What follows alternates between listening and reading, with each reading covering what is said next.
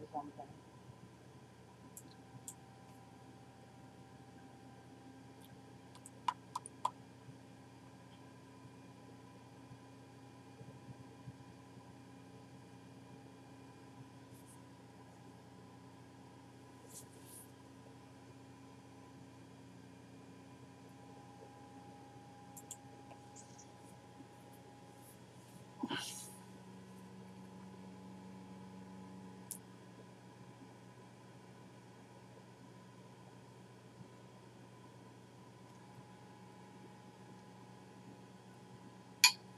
Oh, Bob.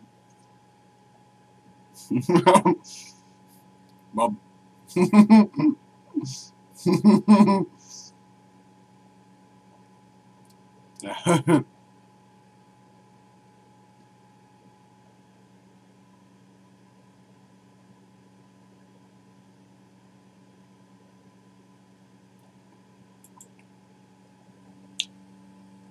The following story is based on the records of the United States Air Force, the files of the Hayden Planetarium, and the actual transcripts of the tapes made by Betty and Barney Hill under hypnosis by Dr. Benjamin Simon. The purpose?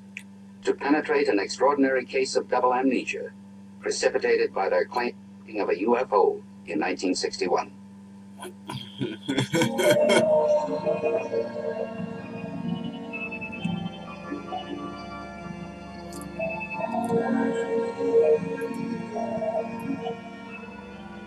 Choppa choppa.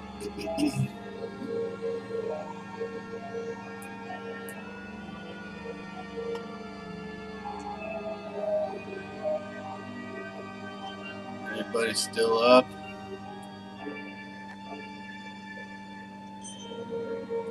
We know it was Route 3.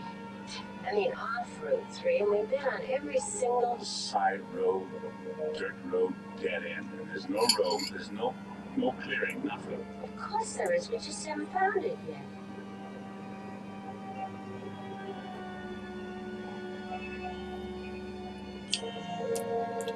Just one turkey lurker, huh? Left or right? I don't know, who's did I write? I saw the thing, I know I saw the thing. If my best friend told me he'd seen it, I'd say he was crazy. Danny, there've been UFO sightings all over New Hampshire. Are you saying they're all nuts, all those people? Maybe, yeah, maybe. And it's crazy to keep coming back here. It's like a compulsion, like some of those people who deal with at work. Compulsive gamblers, compulsive wife beaters. What does that make us, compulsive travelers? What's so bad about that? Because we only travel to Indian Head. We only travel Route 3, looking for a road that doesn't exist. How many times have we been back here, Betty? 7, 8 times. We always end up exhausted and fighting each other. I don't want to fight with you, Betty. Let's not come back. Let's just decide not to come back again. Ever. But we will, you know. well, you know. Oh, it's funny how we do that. Say the same thing at the same time.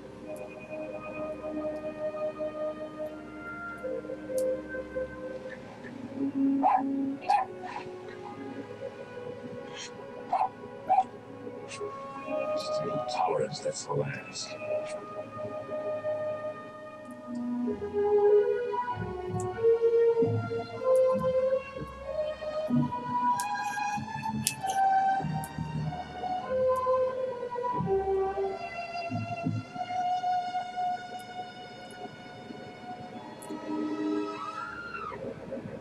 Hey, let me out! God, let me out! No, don't stop!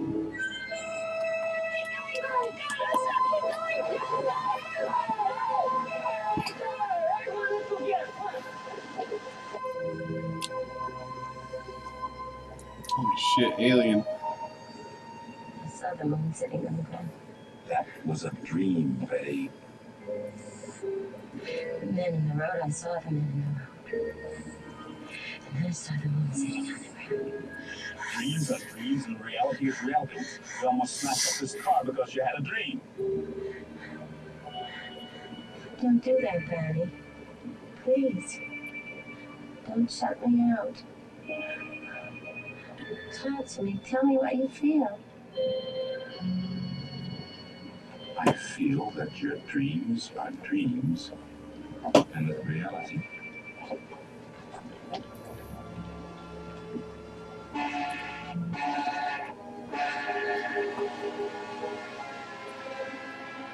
Oh.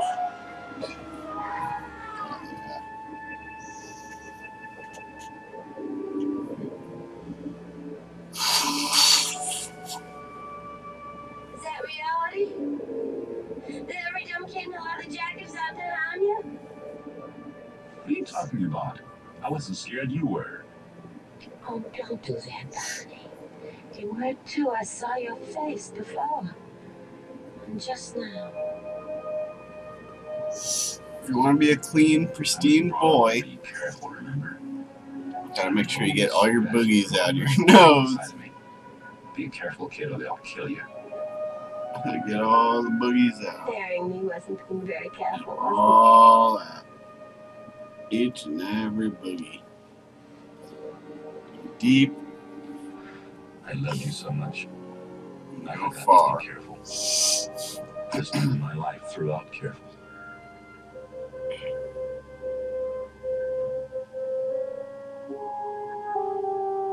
Barney?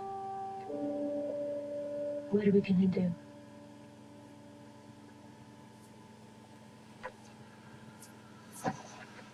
How do I know this thing happened?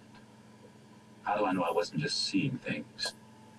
I'm in this terrible position where I know what happened.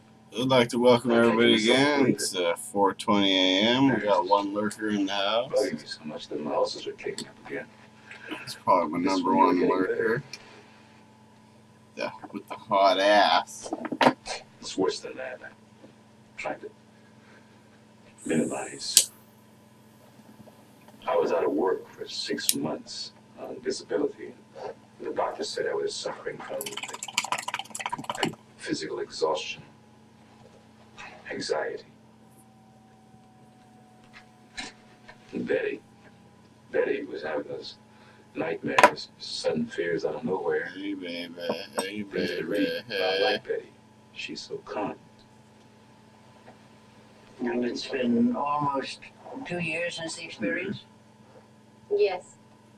I keep trying to remember what happened, where we were. There's a whole area that's lost. 36 miles in there. Custom Between the time Grove we saw 420. the UFO or whatever, and when we heard the beeps. Now, Concord's about heard the beats. Ew. It's a beeping sound. Beep, beep, beep. Is there something shifting in the car? I don't know. Oh, do you think that thing is back again? So strange. Wait a minute. I wonder if I can make the car do that myself. It was at this moment, beeping, when your memory returned. It's a time previous to this that you can't remember. Yes, Dr. Simon, I that's wanna right. shoot your pants on my We go back lover. there. Weekends, holidays, she whenever we takes get a right chance. We were just there a now. couple of days ago. The two Indian head, you mean? Yes, trying to find. Sort of woke up from a daze and saw the sign, Concord 17 miles. Suddenly conquered. It was so strange.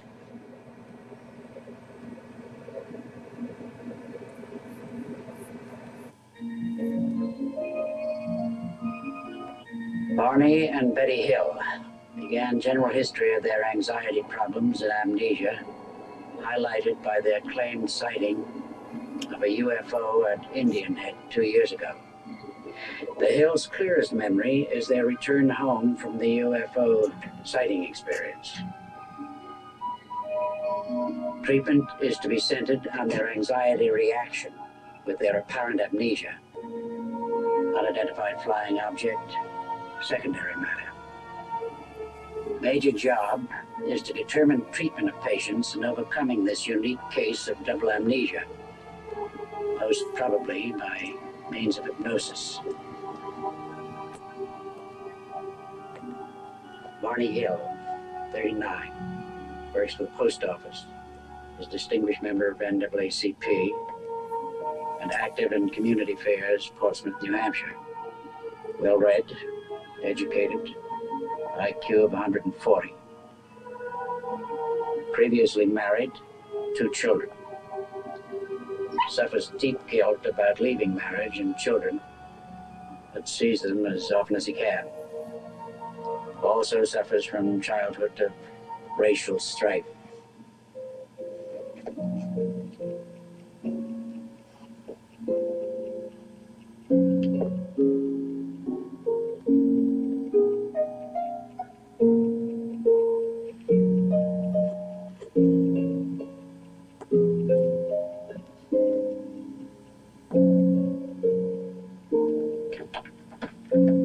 Betty Hill, 42, comes from an old New Hampshire family dating back to 1629. Previously married, 13 years, 2 adopted children, now grown. Returned to university after divorce, received degree, presently works as welfare worker for the state of New Hampshire. He has a background of security in both upbringing and heritage. Bonnie? Bonnie, did you take the clothes in the house? What? The clothes, did you bring them in? No, I was too tired. I'll bring all that stuff in tomorrow. Looks like I'm being I didn't off. want you to bring the clothes in the house. About the clock, you said you glanced up at the clock as you were undressing. Did you see the time? I saw that it was 5 after 5. Didn't register. I don't think Bonnie realized it either. Neither one of us realized till months later that it was that late.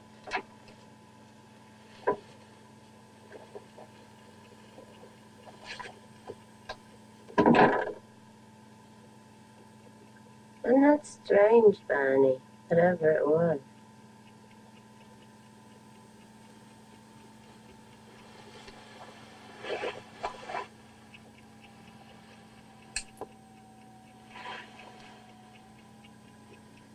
Tops of my shoes are scuffed. What?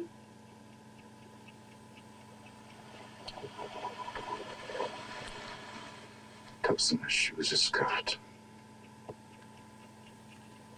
I don't understand. How could that be? I don't know.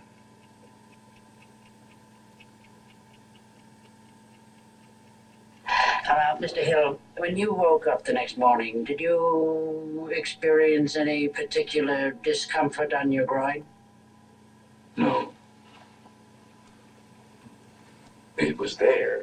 I could just had a feeling. But there was no pain or anything. Well, how much later was it that the warts appeared? Oh. 2 months, I guess, before they actually appeared. Before I actually saw them. But I had a feeling before they actually appeared. So he went to the doctor and he diagnosed it, and by means of electrolysis, he was able to get rid of them. Yes, sir. And you haven't been in trouble with them since? No, I haven't. I see. Please, continue.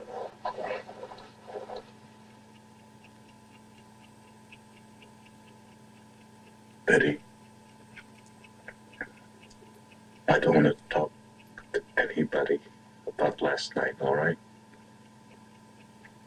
All right. Yes. If you want to talk about it, we can just talk about it to ourselves.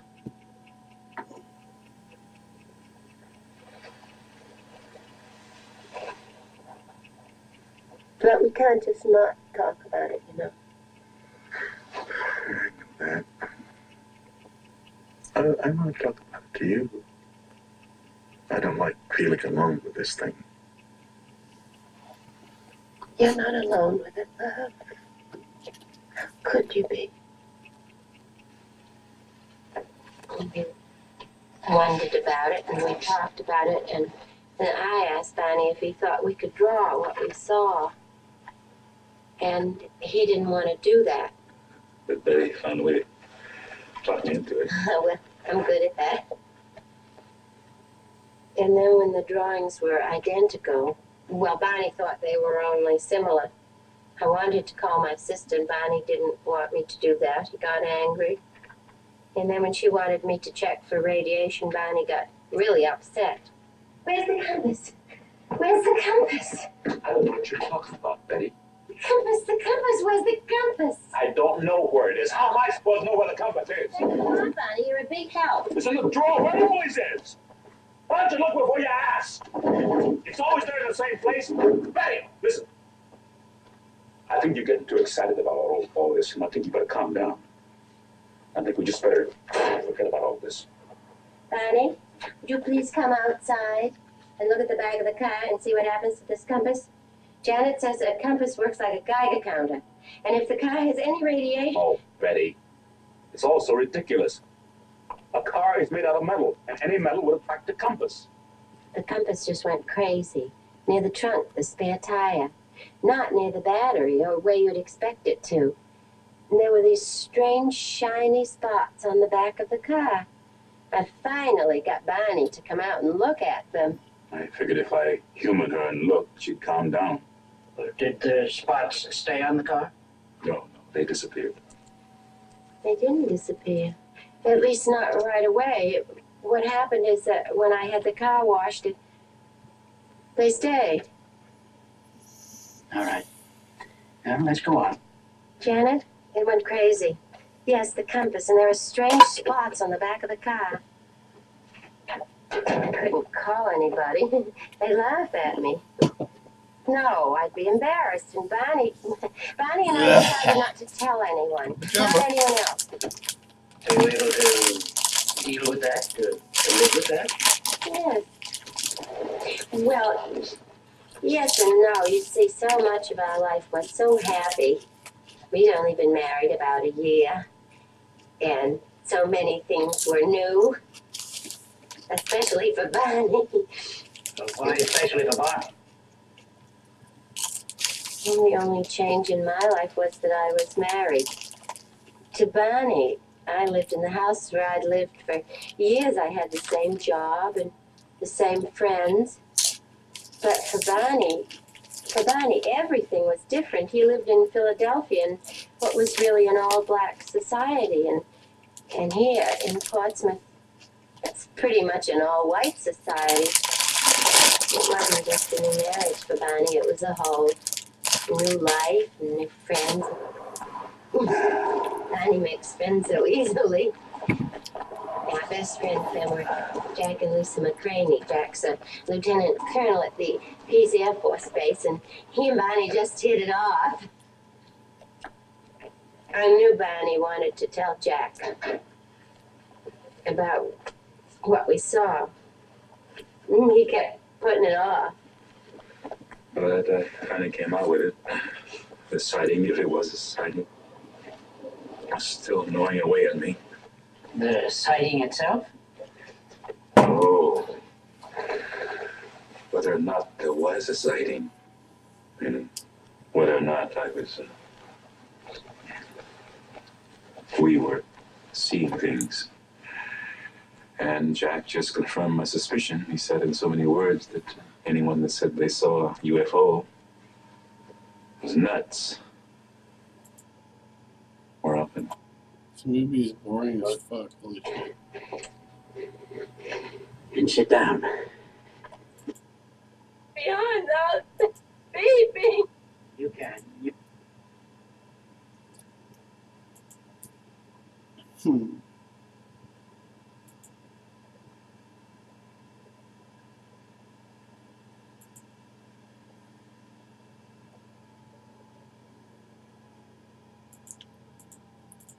You can get beyond it. It's all right. You've never remembered it before. This is the 2 hours you could never remember until now. I don't know how. Tell me about the men on the road. It's all right. You can go on now. I don't know what happened. You can remember everything now. What did these men look like? Did you see their faces? No. How were they dressed? Did they have on a uniform or ordinary clothes? I couldn't say, I don't know. I can't remember. I'm not supposed to remember. All right. Your memory is sharp now. You needn't worry. You can remember everything. Now tell me what happened. What are you thinking now? I'm thinking I'm asleep. Asleep in the car? I'm asleep and I've got to wake up. I don't want to be asleep. I keep trying to wake up. Got some shit in my head. And then I open my eyes. I'm walking through the woods. I open my eyes quick and I shut them again. Barney is behind you? There's a couple of men behind me, and then there's Barney. There's a man on each side of him. And my eyes are open, but Barney's still asleep. He's walking and he's asleep. And then I begin to get mad. And I said to myself, who the heck are these characters and what do they think they're doing? And I turn around and I said, Barney, wake up. Barney, why don't you wake up? And I'm getting really annoyed at Barney. And I say, Barney, wake up. Is Barney his name? And I wouldn't answer. And then the leader, there's no reason to be afraid.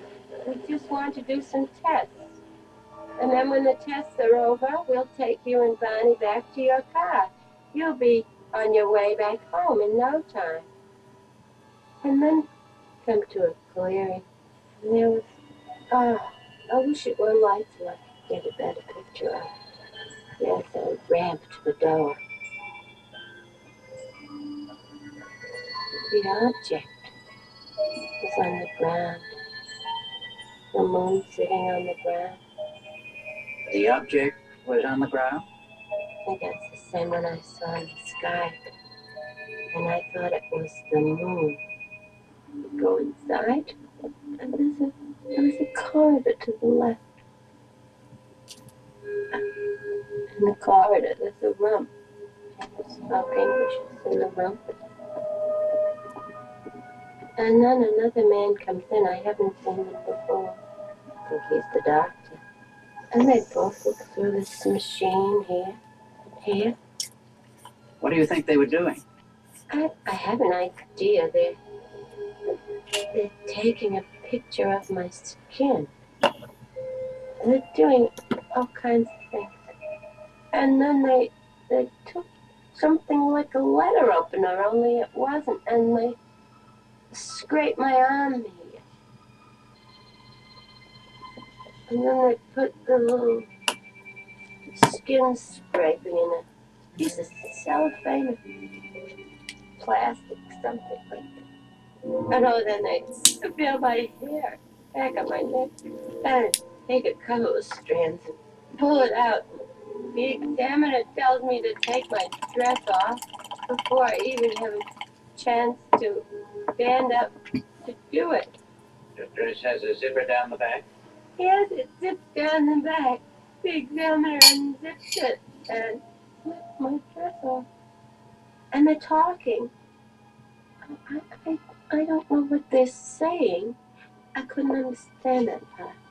I want to do some tests. I want to test your nervous system. I don't know how our nervous systems are, but I hope we never have nerve enough to go kidnapping people off the highways as you've done. I'm laying on the table. I don't know what they're doing, but they seem so happy with whatever it is they're doing. And they touch me with a needle. It doesn't hurt. It's something like a TV screen. And then they turn me on my stomach and then back over on my back. I see. The doctor has a long needle in his hand. Go on. Go Oh, it's all right. What are you going to do with that? Eddie tells me that it won't hurt. He just wants to put it in my navel. It's just a simple test. Stop! It's hurting! It's hurting! Take it out! And the leader comes in. This movie sucks so much. He rubs his hands on my eyes and says it will be alright. I won't feel anything. The pain's gone away. Still sore with that needle. I don't know why they did that because I told them.